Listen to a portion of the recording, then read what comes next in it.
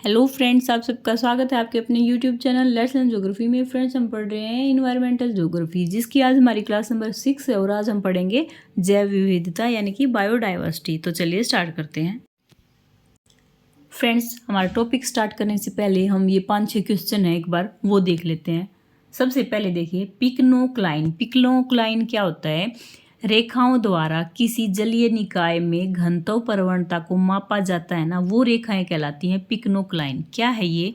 मान लो ओशियन है, ओशियन में कहाँ पे ज़्यादा घनत्व है और कहाँ पे कम घनत्व है, इसको मिलाने वाली जो रेखाएं होती है ना, उन रेखाओं को क्या कहते हैं? पिक्नोक्लाइन। यानी कि मान लो यहाँ पे कुछ घनत्व है, यहाँ पे कुछ है, तो ये रेखा इस रेखा को मिलाएगी इतने ही घनत्व वाली रेखा से, तो जो कम वाली है वो कम वाले से मिलाएगी। तो ये रेखाएं जो हैं ये क्या कहलाती हैं? ये कहलाती हैं पिक्नोक्लाइन। ये क्या बताती हैं पिक्नोक्लाइन? ये जो ओशियन है उसका जो जल है उसके घनत्व की प्रवणता को दर्शाती हैं, यानी कि अधिक और कम घनत्व जहाँ है उसको दर्शाती हैं।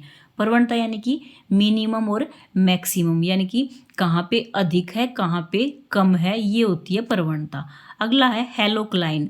हेलोक्लाइन क्या होती है? ये भी रेखाएं होती हैं और ये वो रेखाएं होती हैं जो कि ओशियन में लवणता की प्रवणता को दर्शाती हैं, यानी कि कहाँ पे ओशियन में कम है और कहाँ पे अधिक लवणता है उसको दर्शाती हैं हेलोक्लाइन। तो पिक्नोक्लाइन ने दर्शाया जो ओशियन में जो घनत्व प्रवणता है वो, और हेलोक्लाइन ने दर्शाया जो कि लवणता की प्रवणता है वो। ठीक है, ये थी हमारी पिक्नोक्लाइन और हेलोक्लाइन। अगला है थर्मोक्लाइन। जो थर्मोक्लाइन है ना, वो तो नाम से ही पता चल रहा है। देखिए, थर्मो यानी कि थर्मल। थर्मल होता है जैसे ताप से रिलेटेड। तो ये क्या होती हैं? ओशियन में जो जो हम गहराई पे जाते हैं तो जो भी ताप की प्रवणता होती है, दर होती है, यानी कि ताप घटता बढ़ता है ना, उसको दर्शाने वाली जो रेखाएं होंगी वो कहलाएंगी थर्मोक्लाइन। एक लाइन ये छूट गई हमारी लवणता वाले में। इसमें क्या है फ्रेंड्स, जो ये लवणता दर्शाई जाती है ना, 1 ग्राम प्रति 1000 में दर्शाई जाती है। ठीक है, आगे है, समुद्र में सबसे अधिक कौन सा तत्व पाया जाता है? ये पाया जाता है 77% सोडियम क्लोराइड। समुद्र में सबसे अधिक पाया जाने वाला तत्व है सोडियम क्लोराइड और है 77%। और सोडियम क्लोराइड के बाद जो दूसरे नंबर पे आता है वो है मैग्नीशियम क्लोराइड। ठीक है, और जो नदियों का जल है ना उसमें सबसे अधिक पाया जाने वाला तत्व है वो है कैल्शियम। सारे के सारे इंपॉर्टेंट हैं फ्रेंड्स। ठीक है, आगे देखते हैं, गहन पारिस्थितिकी शब्द का यूज सबसे पहले किसने किया था? देखिए, गहन पारिस्थितिकी इस शब्द का यूज सबसे पहले किया था अर्नीज नेस महोदय ने 1973 में। किसने? अर्नीज नेस महोदय ने 1973 में यूज किया गहन पारिस्थितिकी शब्द। और निशीय पारिस्थितिकी शब्द का सबसे पहले 1917 में यूज किया था जोसेफ ग्रीनवेल महोदय ने। दोनों क्वेश्चन बहुत ही इंपॉर्टेंट हैं, अच्छे से याद करना। गहन पारिस्थितिकी अर्नीज नेस ने 1973 में, और निशीय पारिस्थितिकी जोसेफ ग्रीनवेल ने 1917 में यूज किया था फ्रेंड्स। ठीक है, आगे है, यूकेलिप्टस को क्या कहा जाता है? पर्यावरण का शत्रु कहा जाता है। क्यों कहा जाता है? अब ध्यान से सुनिए।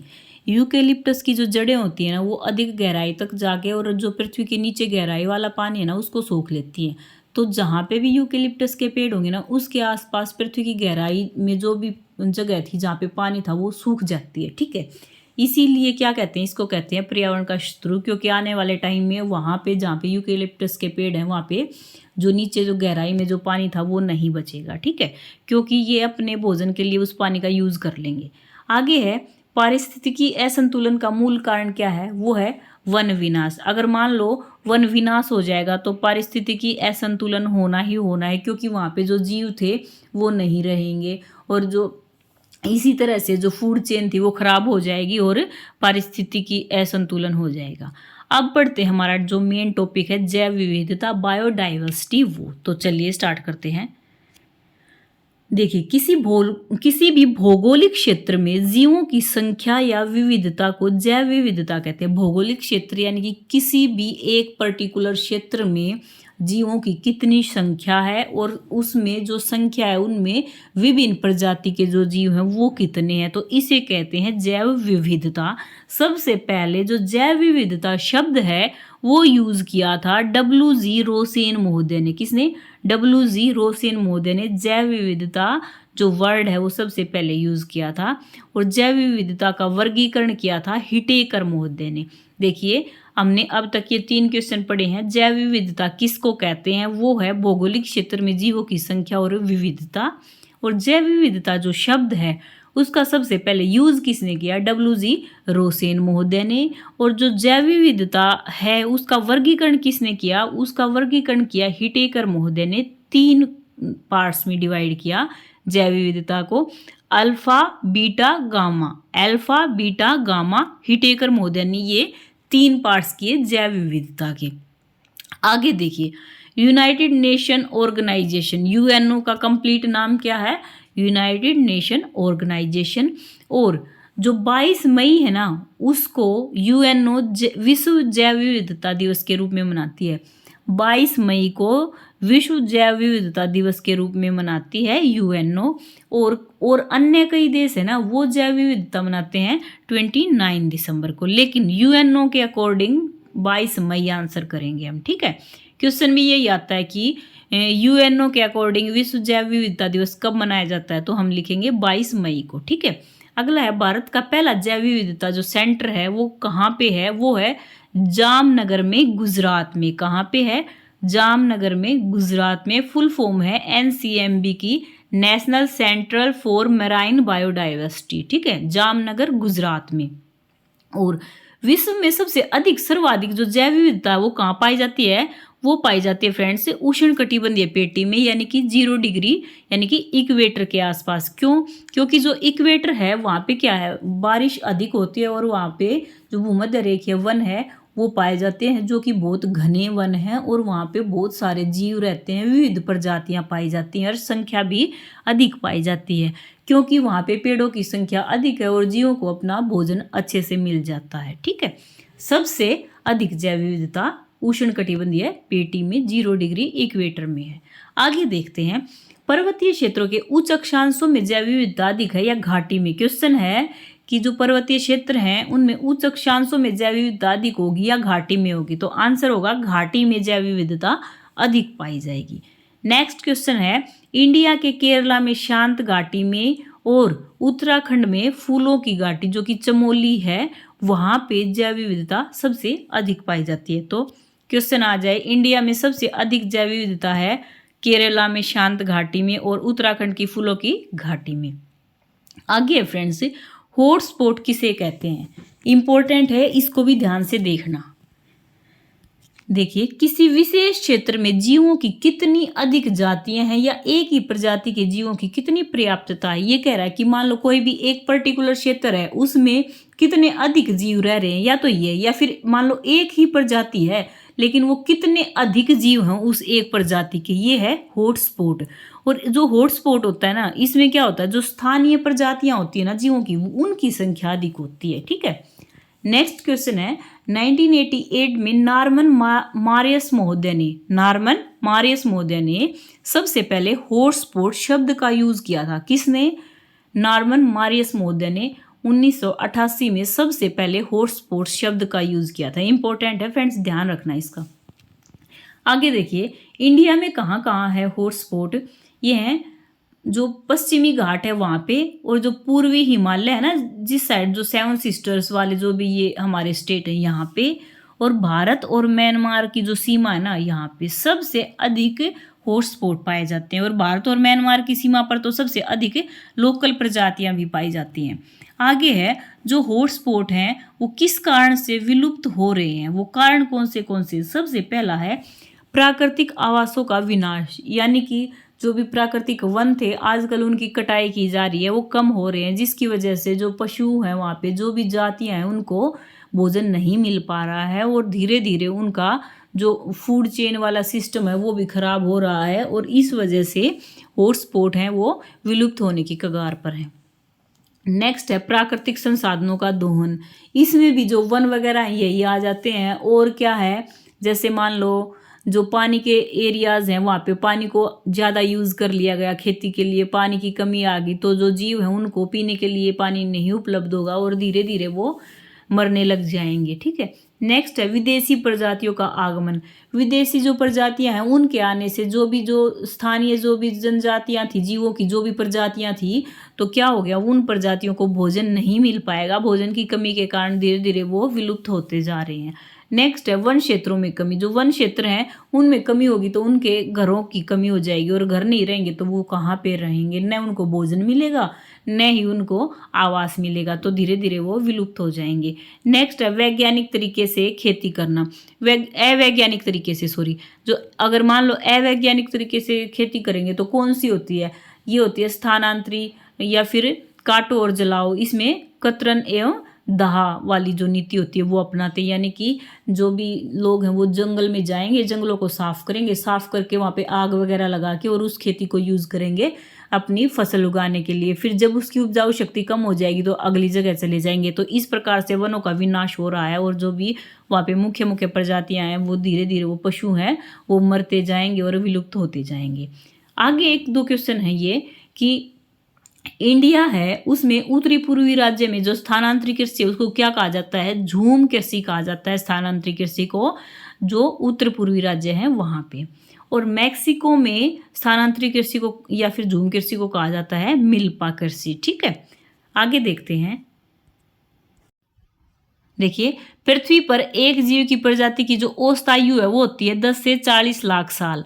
यानी कि कोई भी एक जीव है उसकी प्रजाति है ना 10 से 40 लाख साल तक लगभग वो समाप्त हो जाएगी। 40 लाख साल तक जिंदा रहती है। अब तक केवल 3% प्रजातियां ही बची हैं हमारी अर्थ पर। 97% जो प्रजातियां वो खत्म हो चुकी हैं। नेक्स्ट देखिए, संकटापन प्रजाति, यानी कि संकटापन इंडेंजर्ड स्पीसीज कौन सी हैं जो कि विलुप्त होने की कगार पे है और इनकी संख्या है कम, इनको बचाया नहीं जा सकता है। रेड डाटा बुक में इसको IUCN ने शामिल कर दिया है। फिर से देख लीजिए, जो भी प्रजाति, मान लो जीवों की जो प्रजाति विलुप्त होने की कगार पे है, जिसको नहीं बचाया जा सकता है, संख्या में कम है और IUCN ने इनको रेड डाटा बुक में शामिल कर दिया है, ये हैं इंडेंजर्ड स्पीसीज यानी कि संकटापन प्रजातियां। आगे देखिए, सुभेद्य यानी कि वो कौन सी प्रजातियां हैं जो सुभेद्य प्रजातियां, वो हैं संख्या में अधिक हैं लेकिन इनको बचाया नहीं जा सकता है। अगर मान लो इनको बचाया नहीं गया तो ये बिल्कुल ही लुप्त हो जाएंगी। कौन सी हैं, जो कि अभी जिनकी संख्या है वो नॉर्मल सी है, ज़्यादा कम नहीं गई है। अगर हम इनको अब भी इस पे ध्यान नहीं देंगे ना तो ये खत्म हो जाएंगी। अगर इन पर जो सुभेद्य प्रजातियां इन पर ध्यान दिया जाए तो इनको बचाया जा सकता है। अगली है दुर्लभ प्रजातियां। दुर्लभ नाम से पता चल रहा है रेयर है, बहुत कम पाई जाती है, नष्ट होने का खतरा है और खत्म होने की पूरी संभावना है। ठीक है, आगे है क्षति आशंकित प्रजातियां। क्षति आशंकित नाम से है जो कि जिनकी आशंका है खत्म होने की। देखिए, संकटापन, सुभेद्य और दुर्लभ। संकटापन जो कि जिनको बचाया नहीं जा सकता है, सुभेद्य को बचाया जा सकता है, दुर्लभ 2-4 ही बची हैं। ठीक है, इस तरह की होती हैं। इन सभी को शामिल किया गया है क्षति आशंकित प्रजातियों में, और तीनों ही प्रजातियों के संरक्षण के संबंध में है क्षति आशंकित प्रजातियां। ठीक है, यानी कि इन सभी प्रजातियों को क्षति आशंकित प्रजातियों की कैटेगरी में रखा गया है। इनके लिए मतलब अलग से संरक्षण दिया जा रहा है। ठीक है, आगे है इंपॉर्टेंट क्वेश्चन है, भारतीय संसद द्वारा जैव विविधता अधिनियम कब पारित किया गया? ये पारित किया गया था 11 दिसंबर 2002 को। भारतीय संसद में जैव विविधता अधिनियम कब पारित किया गया?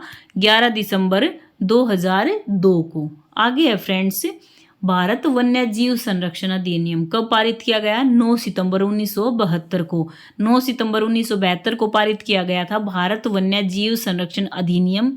और दूसरा क्वेश्चन था, जैव विविधता अधिनियम संसद में भारत में प्रस्तुत किया गया था, पारित किया गया था 11 दिसंबर 2002 को। और नेक्स्ट क्वेश्चन है, विश्व वन्य कोष यानी कि वर्ल्ड वाइल्ड लाइफ फंड कहाँ पे है? इसका हेडक्वार्टर ये है स्विट्जरलैंड में। ठीक है, आगे देखते हैं रामसर सम्मेलन। जो रामसर सम्मेलन है ना, ये हुआ था ईरान के शहर रामसर में, उसी के नाम पर नाम पड़ गया रामसर सम्मेलन। 2 फरवरी 1971 को हुआ था। रामसर सम्मेलन कब हुआ? 2 फरवरी 1971 को। किससे रिलेटेड था? आर्द्र भूमि यानी कि वेटलैंड से रिलेटेड था। वेटलैंड को कम किया जाए, जो भी आर्द्र भूमियों का क्षेत्र है उसको कम करके कैसे उसको यूजेबल बनाया जाए, इसके लिए हुआ था रामसर शहर ईरान में 2 फरवरी 1971 को सम्मेलन हुआ था।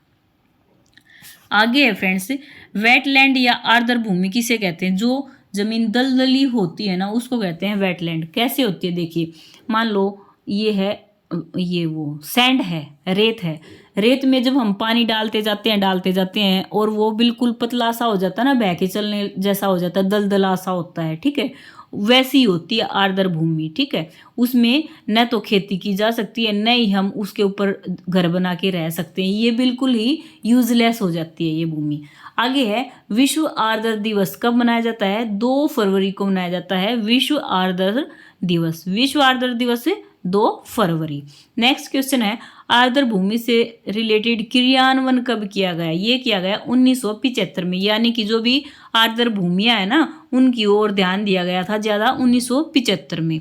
आगे है 2018 की विश्व आर्द्र भूमि की जो थीम थी वो किस पे थी? वो थी धारणीय शहरी भविष्य हेतु आर्द्र भूमियां।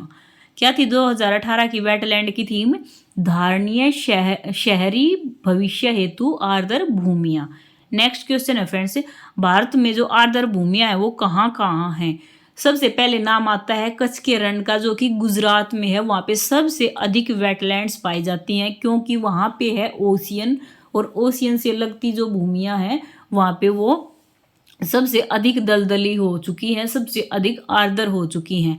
नेक्स्ट है आंध्र प्रदेश, यहाँ पे भी आर्द्र भूमियां पाई जाती हैं। फ्रेंड, जो आर्द्र भूमि होती है ना उसमें कौन सी फसल की जा सकती है? वो धान बोया जा सकता है क्योंकि धान को 75 डेज तक अधिक पानी की आवश्यकता होती है। लेकिन अगर मान लो 75 डेज के बाद भी वहाँ पे अधिक पानी रहेगा ना तो वहाँ पे क्या होगा? वो धान खराब हो जाएगा। इसीलिए 75 डेज के बाद जो धान की खेती है उसको सूखी ज़मीन चाहिए।